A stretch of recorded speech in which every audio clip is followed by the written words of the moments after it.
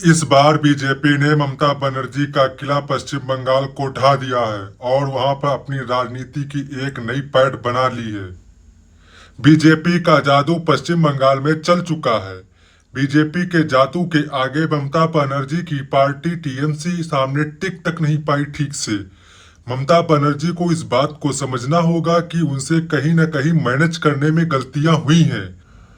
भाजपा ने जैसे ही पश्चिम बंगाल में जीत हासिल की और भाजपा के कार्यकर्ताओं और बड़े बड़े नेताओं के खुशी से चेहरे खिल उठे। चेहरे खिलना स्वाभाविक सी बात है। जहां बीजेपी को चुनौती लगातार मिल रही हो वहां पे जीत हासिल करना ही बीजेपी के लिए साथियों बहुत बड़ी बात तो है ही।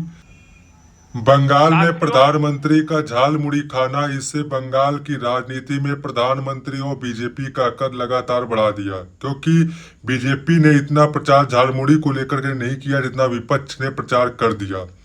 जितना प्रचार किया उससे बीजेपी का कद बढ़ता गया, क्योंकि जनता कनेक्ट होती थी, कहती थी कि झाल मुड़ी प्रधानमंत्री 10 रुपए की खा रहे हैं, तो जनता के लोग साथ लोग कनेक्ट हो रहे हैं। दूसरी चीज ये जादू कर गई कि प्रधानमंत्री ने नौका विहार किया, वहां नाव से यात्रा की और फोटो शूट किया और पब्लिसिटी मिली, जिससे प्रधानमंत्री और बीजेपी का कद लगातार वहां बंगाल की जनता के प्रति बढ़ता गया। इस बार बीजेपी सत्ता काबिज करने के लिए फुल मूड में थी।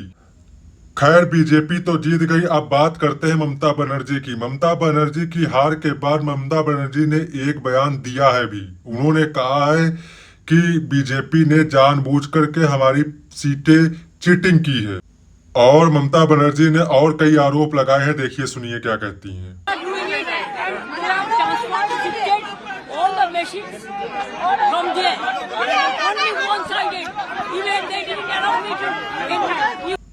सबसे बड़ी बात, बंगाल में भात और मछली की भी राजनीति होती है कि बंगाल में भात और मछली सबसे ज्यादा खाया जाता है। तो खाने से उससे क्या होता है कि जनता को कनेक्ट करना था, तो बीजेपी के बड़े बड़े नेताओं ने भी यही कहा कि हम भी भात मछली खाएंगे और बंगाल के लोगों के साथ मिलकर रहेंगे।